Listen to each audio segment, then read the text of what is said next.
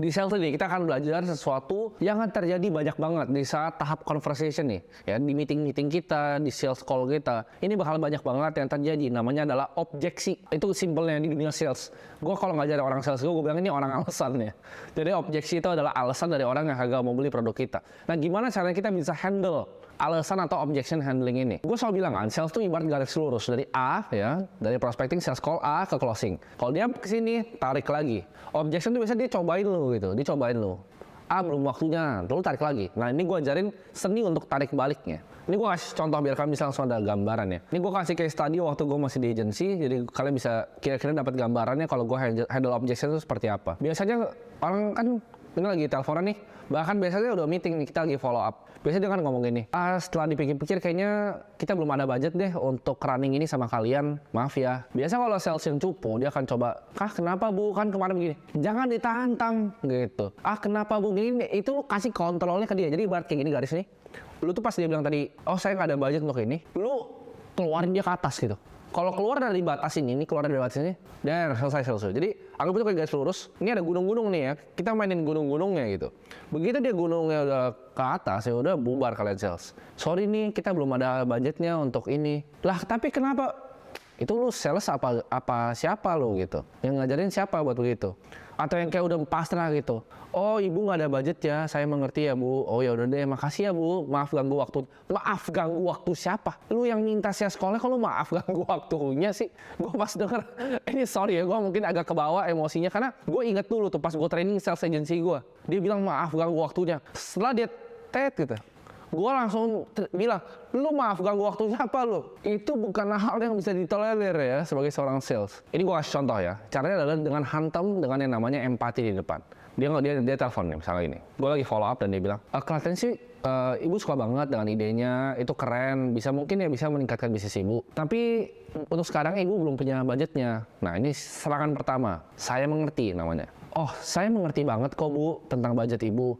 Nah tapi gitu jadi. Saya mengerti banget kok, nah tapi itu senjatanya. Jadi itu biasa skrip yang gue pakai untuk tim sales gue. Oh nggak punya duit ini? Oh saya mengerti banget pak, saya mengerti banget kak. Nah tapi, gitu. Gini contohnya. Ibu belum punya budget nih untuk jadi klien kamu karena kita masih banyak pengeluaran yang lainnya. Jadi kayaknya belum waktunya nih. Oh saya mengerti banget kok bu dengan kondisi ibu. Saya juga pernah kok ngalamin dengan perusahaan yang budgetnya kurang. Nah tapi gini bu, kan ibu sekarang lagi running nih beberapa campaign bu. Contohnya seperti ibu tuh keluarin uang untuk bagi-bagi brosur, ibu keluarin uang untuk bagi-bagi spanduk. Gimana kayak gini bu? Kalau ibu misalnya budget yang ibu pakai untuk itu, percayakan ke saya bu, sebulan ke depan ibu nggak pasang spanduk lagi, ibu nggak pasang brosur lagi. Kita semua taruhnya di Facebook Ads. Kita pakai kekuatan era digital bu. Kalau ibu nggak usah bayar saya sepeser pun bu. Saya lakukan ini biayanya hanya full untuk advertising. Kalau omset ibu nggak 3 kali lipat dalam sebulan itu, ibu nggak usah kontak sama saya lagi ya. Tapi kalau misalnya nih bu, ya saya bisa deliver resultnya, omset ibu naik 3 kali lipat, kita bisa coba lagi bu bulan depan dengan mulai retainer saya. Gimana bu? Berapa dari kalian yang bakal bilang enggak ke tawaran seperti itu? Itu cuma bagaimana cara kita ngomong ke mereka. Karena objection itu cuma kita dilempar sama alasan, yang kita harus balas alasannya. Kalian dikasih objection apapun, simpelnya adalah empati, saya mengerti, dan tanya balik. Tanya balik apa? Tanya balik ke kondisi dia. Lu kan ada brosur, lu kan ada ini, kenapa nggak pakai ini untuk ads? Tapi itu datang dari expertise ya. Tapi gue kasih kalian deh, soalnya gue bilang di kelas ini, please gunakan ini dengan etis dan moral boundary. Karena dengan style selling ini, dengan tadi saya mengerti empati, objection handling ini, lu bisa jualan batu gitu. Kalau lu belum ngerti dalamnya, lu bisa jualan batu, lu bisa jualan barang yang nggak ada isinya sebenarnya. Pertama kali empati, fungsinya apa? Empati itu langsung di subconscious mind-nya ya. Nanti kita akan belajar lebih dalam di Art of Influence. Tapi begitu kita empati sama seseorang, yang dia akan pikir adalah ini orang sama kayak gue, ini orang mengerti gue. Saya mengerti banget kok kondisi ibu. Memang budgetnya kurang nih bu, saya mengerti kok bu. Mungkin ibu bisa sisihkan budget yang ibu pakai untuk sini untuk coba di sini. Mengerti, kita benar-benar understanding sama orangnya. Kita punya common ground namanya sama dia. Sama nih kita selevel nih, kita mengerti. Kita bukan cuma mau ngejualin lu, tapi kita ngerti kondisi lu. Nah itu empati yang pertama dengan ngomong saya mengerti. Harus kata-kata exact saya mengerti bu. Nextnya namanya gue sebut pertanyaan yang nusuk. Ya. Jadi empati dengan saya mengerti dan pertanyaan nusuk. Pertanyaan nusuk tuh kayak tadi, tanya ke akar logikanya. Tapi kan bu, nah saya mengerti tapi kan bu, kita bisa lihat bu, ibu kan sebenarnya running marketing juga, tapi di spanduk dan juga di brosur. Ibu juga harus bayar flyernya, ibu harus bayar desain flyernya, ibu harus bayar orang bahkan untuk bagi-bagiin flyer tersebut. Gimana kalau budgetnya kita ambil semuanya, ibu nggak usah bagiin flyer lagi, ibu percaya sama saya. Masukin ke akar logikanya. Ini gue akan kasih contoh, misalnya ini real case yang gue baru lakukan, jualan program misalnya untuk program edukasi kripto seharga 7 juta.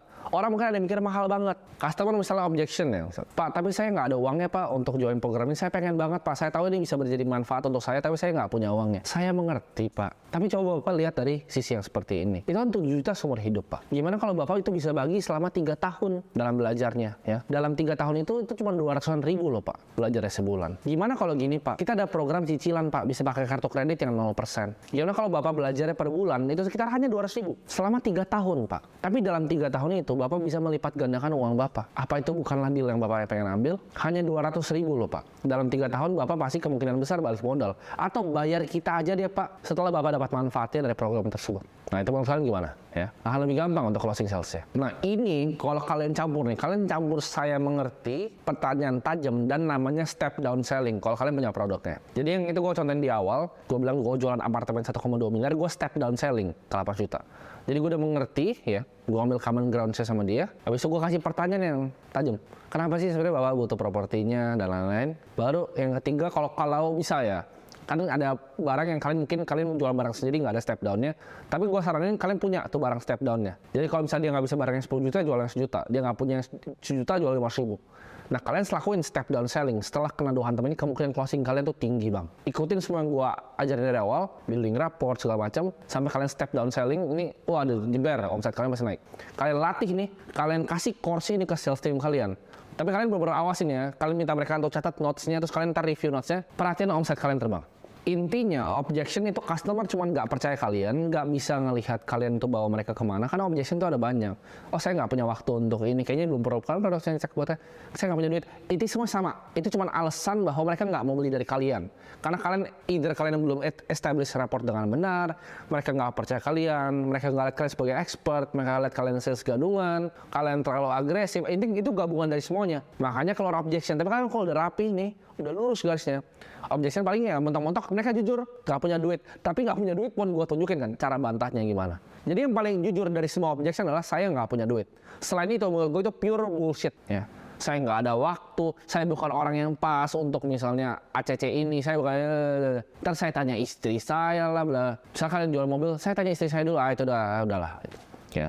Selain itu semua cuman alasan, yang jujur itu adalah cuman orang yang bilang dia nggak punya duit.